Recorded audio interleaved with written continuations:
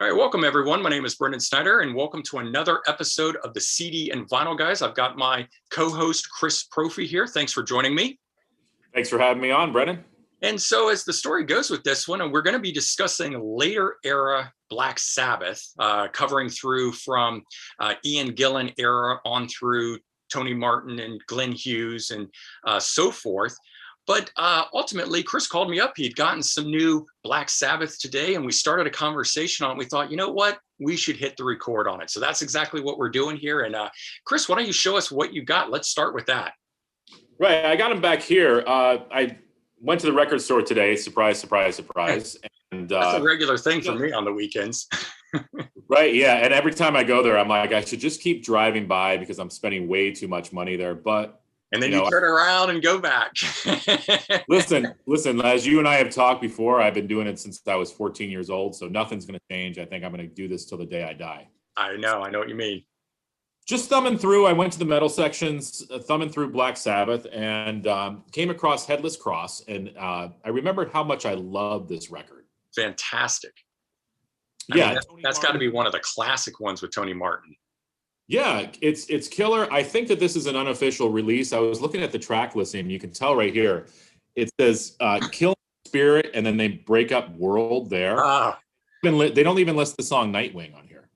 Yeah, but sometimes when I see things like that, that's when you know it's a foreign, press. Yeah, it's on white vinyl, which is cool. And the album sounds awesome. And I think if you get an original pressing of this, it's really expensive. Right.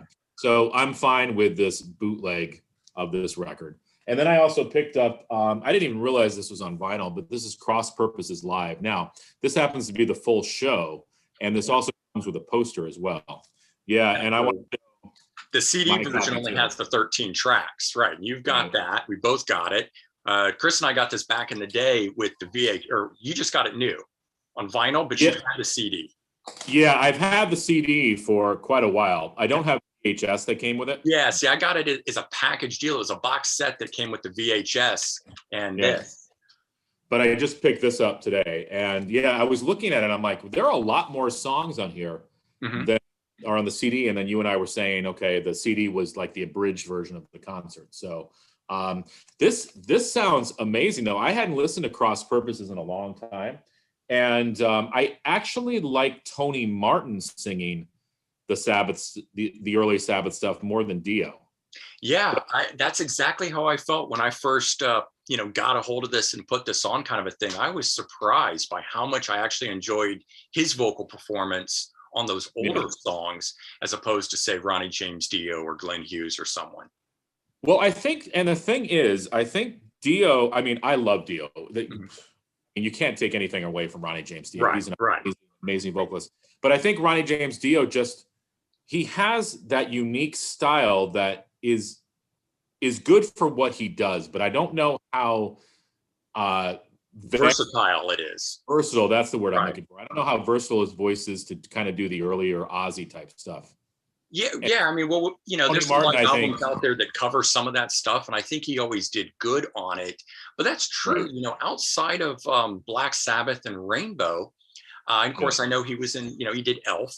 But he didn't join up with other artists or do other singing to have ever really heard other styles. Whereas like Tony Martin has done a lot of different projects and, has a very versatile voice and stuff like that.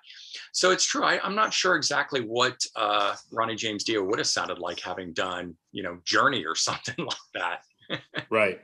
Yeah. I just know that, listening to Tony Martin do the old Sabbath stuff, I can listen to it better than Dio.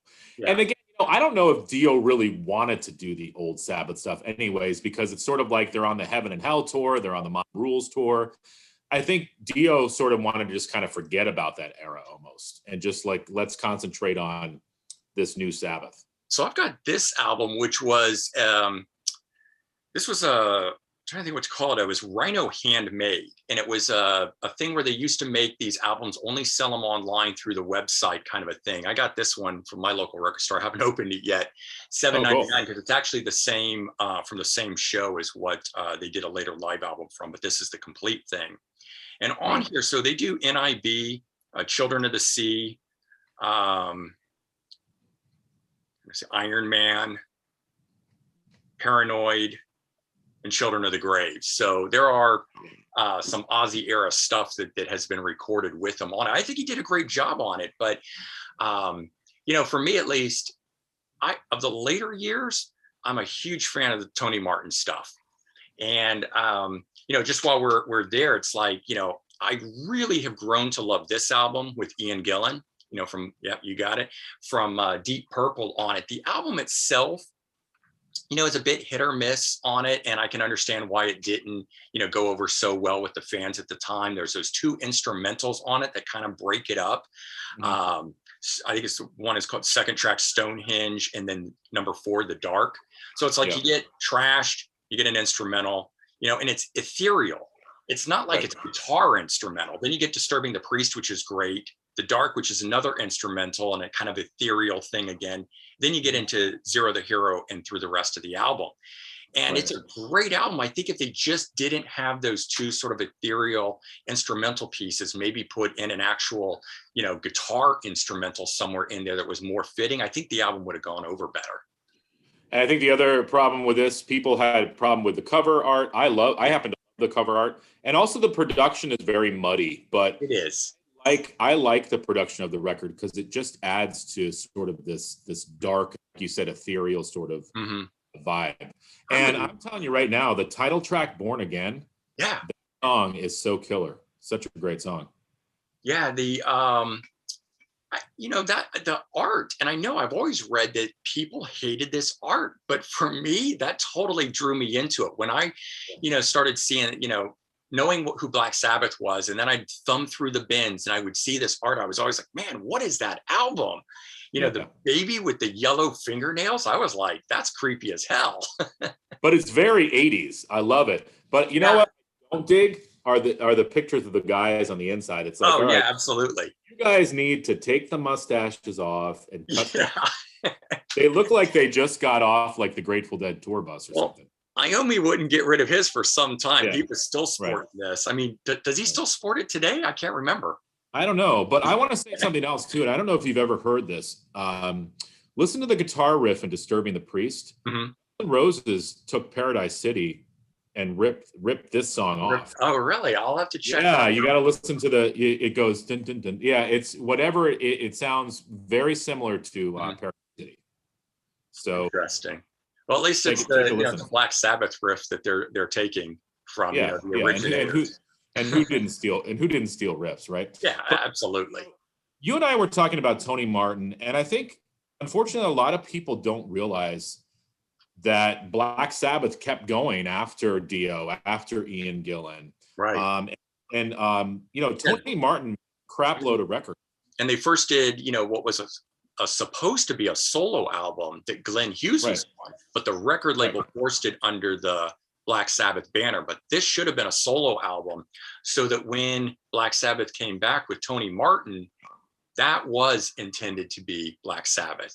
He felt that this, project kind of ran it into the ground, him being the only original member left on it. So he sort of was, let's get in some key people. And that's why he brought Cozy Powell in. He was like, we've got to stock this with some world-class musicians on it.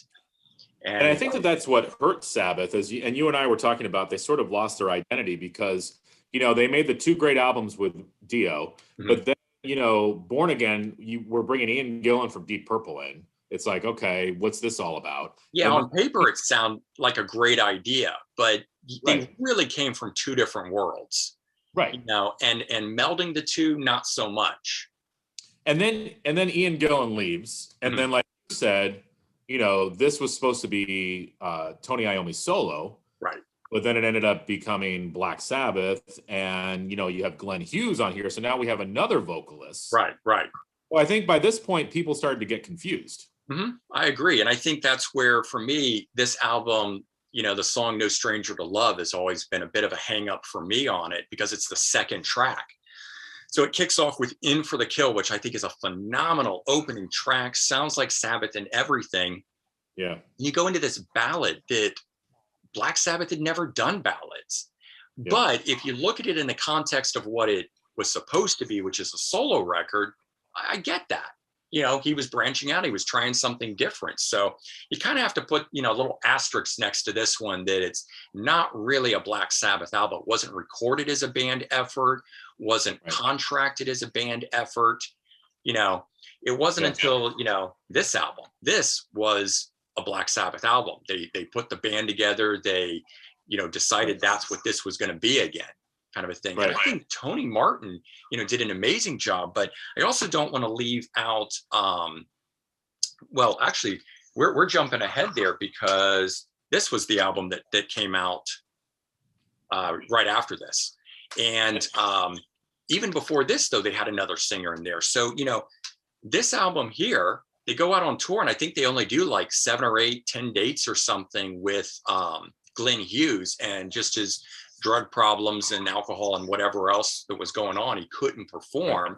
So they had Ray Gillen, who later goes on to Badlands, kind of waiting in the wings, and then he just took over. So he does the entire tour. They get rave reviews from the sort of thing, go in to make an album, and then he leaves before this. So they have to bring in Tony Martin, re-record everything. And I agree. I mean, if I was a fan following along in the magazines and stuff, and it's like, you blink an eye or you miss an issue and you don't know who the singer was at that point. But this album that came out was outstanding. Yeah, and I'm looking at the year. This is 1987. And like you said, I think after all the lineup changes, all the drama, 1987 rolls around, nobody was interested in what Black Sabbath was doing at this point. Yeah, they were old school at that point, a dinosaur. Oh, yeah. I remember getting this through, I think it was the BMG Music Club on vinyl. And it was either that or Columbia House. This album has really become one of my favorite Black Sabbath records. And like you said, Tony Martin this was the beginning of the Tony Martin era. And I pull this out more than any of the others. I challenge people to listen to the first song, The Shining. If you've never heard this album, that song will knock your socks off. It's just a killer track. Anyone who's a Ronnie James Dio fan should check out the Tony Martin era, because they're very similar in style and so forth. Unfortunately, Tony Martin didn't have the name recognition that Dio had coming in from Rainbow, but fantastic vocalist. And so after this, which really wasn't a Tony Martin album because he just came in and re-sang the lyrics on it. That's why I was getting into, this was the first Black Sabbath album where it was now a band effort. Tony Martin's part of this thing, and it's a killer album. This one, this one has a number of instrumental pieces with it, kind of a thing as well. And it's a very short album. It's just the 8 tracks that are on this thing, but it's a barn burner. And what I think is great about this album is I feel like Tony Iommi was going for more like of an 80s production on this record. And even into the Eternal Idol. I think this is less 80s production. But I think he calmed it down on this album. This is more, it's a darker production. It's a heavier record. And like you were saying, it's more of a realized Black Sabbath sound. I think they were playing around with a lot of different stuff. And then they came out with this record. Unfortunately, by this point, nobody cared. Yeah, exactly. And I think they made that decision. They were sort of like, we're not a modern metal band. We're not a current hip 80s metal band. Let's be who we are. Let's go back to the 70s sounding or very early 80s sounding Black Sabbath. And they made that conscious effort in terms of mixing and style. Songwriting went back to that style, the evil, the occult, the horror movie lyric sort of style stuff. But they did it so well. And it's finally, I think they embraced who they were. They're no longer trying to be something else. Right. And this album, I was just looking, and this is produced with Cozy Powell. So Cozy Powell helped produce this record. He was the first one brought in for this album here. I mean, I remember that being a big deal.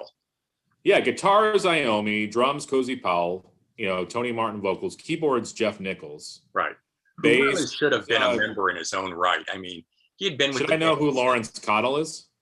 Yeah, I mean, he's definitely a bass player within the industry that played on so many different albums, but I don't believe he was ever part of a band per se that, for name recognition purposes that he came from. So, I mean, he had the band, they had the cover art, right? they had everything that makes a Sabbath record, But again, it was the timing. It was just not, nobody wanted, I don't think they could give these CDs away. Yeah, I mean, I remember I've got this great book from Rock Detector, Gary Sharp Young. Interesting, this guy was a cover album artist, did art for like Savage, new wave of British heavy metal band, so he did record album art before writing. Anyone who wants to know the history that we're talking about right now, this book is fantastic. Goes from 79 to 97, covering the period. And it's just so informative and well written about that whole period. But he talked about it in there that people weren't turning up to the shows. They were playing half-filled venues. And that's a shame, because one of the main things I like about the Tony Martin era is that the songs are, I mean, obviously they're not overplayed because nobody even really knows what these songs are. Yeah. So that's what's neat about it, because you put these albums on and they sound fresh and they sound new. It's not like, putting on the first Sabbath album or Paranoid. And I love those records, but like we've heard Iron Man so many times. Or even like for me, like I'll put on Mob Rules instead of Heaven and Hell because I've heard the songs from Heaven and Hell so much. Exactly. I mean, I love Heaven and Hell. That is the best album with Dio on it. But 9 times out of 10, I grab the Mob Rules for just that reason. And it's Sign of the Southern Cross. Yeah. It's part of the reason that I probably also gravitate more towards this later era. Yes. I've heard all those classic riffs by Iommi, but if you want to hear other riffs, other music that is just as good, this later era has some fantastic stuff within it. My personal favorite, Tear. This album here, I think this was 89. Oh, 1990. Yeah. Fantastic. And again, for it to have come out in 1990 was just not the era of something like this to have done well. I mean, 1990 was like Empire by Queensryche, was huge that year. And, the year before 89, Motley Crue's Dr. Feelgood was, and of course, still blowing up in 1990. But, biggest record that was out at that time. And Aerosmith's Pump, from 89 was blowing up. And it's like, so Black Sabbath just didn't really have, much of a base to stand on, unfortunately. But this album here, start to finish, I can listen to this one anytime. It's so, so good. Anna Monday, the opening track. Yeah. And this is a concept record, right? It's That's correct. The Norse God. Yeah. Norse God, yeah. So, and they had some stability here too. You still had Cozy Powell on drums. You still had Tony Martin on vocals. Jeff Nichols was playing keyboards, but Neil Murray, I guess, was brought in for bass. Right. And Neil Murray coming from like Whitesnake, and I forget where else he was from. He's one of those guys that traveled around and played with so many different artists, but Neil Murray's excellent. But I think that's what people forget is that Iommi finally had stability. He had a singer that he was. I mean, Tony Martin, I think, sang for 5 albums with them. But I wanted to say one other thing about Headless Cross. Okay. If you've never listened to this record, check out the last song, Nightwing. I mean, that, again, I'm going to use the term knock your socks off. I like that term today. I'm just Nightwing is going to knock your socks off. Your mind. Yeah, blow your mind. This Nightwing is such a great record. And great song. I don't really listen to Tear that much, but I start spinning this again. This Jerusalem, listen to track 3, Jerusalem. Absolutely fantastic. So much so, in fact, that when Tony Martin did his first solo album, he re-recorded it for this. Oh, okay. So, and I'm going to need to get those Tony Martin solo records now. Yeah, anyone else who's a Tony Martin fan out there who's got 2 fantastic solo records, Scream, and this one, Back Where I Belong. And this one, you were saying, Brendan, I guess that Back Where I Belong is more of like a soulful rock. Yeah, this one here, less of the Black Sabbath sound and more soulful rock kind of stuff, but very good. That's why a real interesting version of Jerusalem. It's the last track on there. But this one here, if you're looking for Black Sabbath style stuff, Scream from 2005. Cool. I need so, those. You're talking about how he had finally established a band, by this point. And then after this, not saying anything against it because he goes back with Ronnie James Dio and they reunite that lineup from the Heaven and Hell with Vinny Appice. And, well, I mean, technically it's the Mob Rules, but Vinny Appice came in and did the tour for that. so they go back and they mix things up again, and this album, while really good, of course, we know the story that then they're invited to open up for Ozzy Osbourne on his final, tour, the last, I think, 2 dates, which were being filmed, and Ronnie James Dio refused to do it. So they had to bring in Rob Halford. So Rob Halford of Judas Priest does those 2 dates on the tour. I did not realize that. Oh yeah, but that ended the relationship. Ronnie James Dio quits the band, and that's why no more happened after this, because he was upset about having to open up for Ozzy. Talk about messing with the fans. Yeah, you have these couple of Martin records that come out, and then suddenly Dio's back in the band, but Dio doesn't want to tour with Sabbath, so they bring in Halford. Yeah. So, I mean, this is why people weren't taking Sabbath seriously. Right. It become a joke. Like, it's like, who's going to sing on the next record? You know what I mean? When I picked this up, I had no idea. I remember going up to the record counter, front desk, and asking them, because this was 1994. But I had we had all just seen Ozzy and Black Sabbath reunite on the Live and Loud VHS and album and everything that came out, celebrating his final, ending of touring and all that sort of stuff. Right. And I think that was 92, give or take. And so this comes out and it's like, who's on it? Is it Ozzy? Is it Ronnie James Dio? Who's it going to be? And I remember nobody knew. Nobody could tell me. And I decided to take a chance and bought it. At that point, this was my first Black Sabbath album with Tony Martin. So I didn't know who he was, but was blown away by it. It's a heavy, heavy record. And I know for a lot of Tony Martin fans, this is one of their favorites. This and Headless Cross are 2 of the favorites of that with the Tony Martin. Yeah, and what did you say, 1994? Mm-hmm. I mean, this was not the time for Black Sabbath to be coming out with a record. I mean, 1994, I was in college at that point. That was like grunge. That was like grunge city. You know what I mean? Alternative, Soundgarden, Pearl Jam, all that sort of stuff. The only thing is that they went back to the 70s style songwriting and everything. Yeah. And, classic rock had become really big at that point. Bands like Boston and Styx had reformed and all that sort of stuff, Night Ranger, so they were all coming back. And now Black Sabbath had been around the whole time, but classic rock had an opportunity to come back. But yeah, it just didn't connect. And then, they topped things off with this album here, Forbidden, which this one was a mystery to me. I don't know how far you've looked into this, but I mean, produced by Ernie C., the guy from Body Count. Yeah. So the guitarist in Body Count produces a Black Sabbath album. Imagine this guy telling Iommi what to play. I don't get that. They have Ice-T guest on it, and he raps on this thing. And the production of it's just not very good, in my opinion. But I tell you what, there are a few great songs. I love Get a Grip. I was just going to say that one. Yeah, Get a Grip. I love Rusty Angels. I Won't Cry for You is another great one. Kiss of Death. And Kiss of Death, yeah. But one of the songs on here sounds like the Dokken Burning Like a Flame riff. Oh, yeah? It might be Kiss of Death. Oh, I'll have to check that out. It sounds just like Dokken's Burning Like a Flame.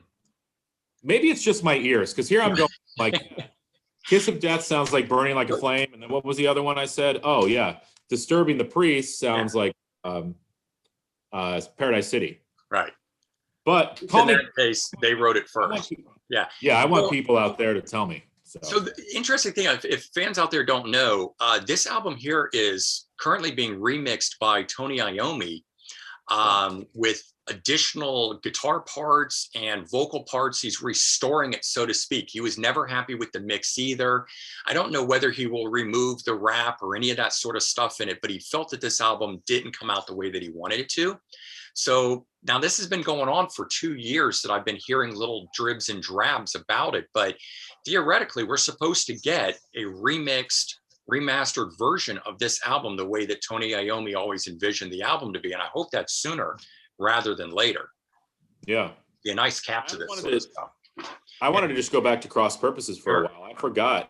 Geezer Butler plays bass on this record. That's right. I forgot about the two when I opened that up, and it was like, you did have Iommi and you did have Geezer Butler, and Bobby Rondinelli plays drums. So Nice. another, major drummer, guy there. But I was going to point this out too. I don't know if you've ever seen this, the Sabbath Stones. It's a greatest hits of this later era. It's got Tony Martin and Ian Gillan and the Glenn Hughes era as greatest hits. So if you want Sabbath, it's not your big hit stuff that we know from Ronnie James Dio and Ozzy and so forth. This is a fantastic collection put out by IRS Records. Are there any songs on there that didn't appear on other albums? No, everything that's on here is on albums. There's nothing rare in that regard. It's got 16 tracks and it covers everything from the Tony Martin years forward on it. And then it includes at the end, it's got like Disturbing the Priest, Heart Like a Wheel, which comes as the Glenn Hughes, and The Shining. But it's the IRS years is what this is. So it actually has TV Crimes on it from the Ronnie James Dio Dehumanizer album. But it's just a great collection of the later years. There's plenty of other collections from the hits. I might have to pick that up. Yeah. But I want to say something too with this Cross Purposes live. I really wish I would have seen them live at this time, because listening to this record, they were a killer band, and Geezer is just killing it on the bass. They sound great. They sound revitalized. And they're doing everything. Tony Martin's talking to the audience in this. He's like, we wanted to represent every era of Sabbath. And they do. I mean, they do Symptom of the Universe on here. They do some Dio stuff. And then they do like the Tony Martin stuff. So yeah, and they finally had a singer who didn't have an ego. No, nothing against Ronnie James Dio or Ian Gillan or any of the other ones, but he didn't mind. He knew he was coming into Black Sabbath. He was going to sing the whole catalog. And that's another reason that I think having him in the band was great, because if you went to a show, you wanted to hear those old hits. And he was performing them. The band was performing them. So at that point, when you could have actually gone and seen a great Sabbath show with all that old stuff, nobody was turning up for it. When they were going for the big name singers, they were only performing a couple songs from the old Ozzy era and the Ronnie James Dio era and stuff like that. So, all right. Yeah, because they do Into the Void on this record. It's one of the best. One of the best versions of that song. Yeah, definitely. I agree. Yeah. And that concert is available on YouTube to stream. It's somebody's uploaded it out there. So you can go and watch that if you guys want. So, all right, everyone. Well, that's our discussion on the later years of Black Sabbath, covering from Tony Martin and Glenn Hughes and Ian Gillan and so forth on there, even a little bit of Ronnie James Dio thrown in there. But obviously, we highly recommend this later period. It doesn't really get enough love in our opinion. And so we wanted to spread a little bit of this out there and help turn you guys on to any of it if you haven't checked it out. So do check it out. Take care, guys. Have a good one.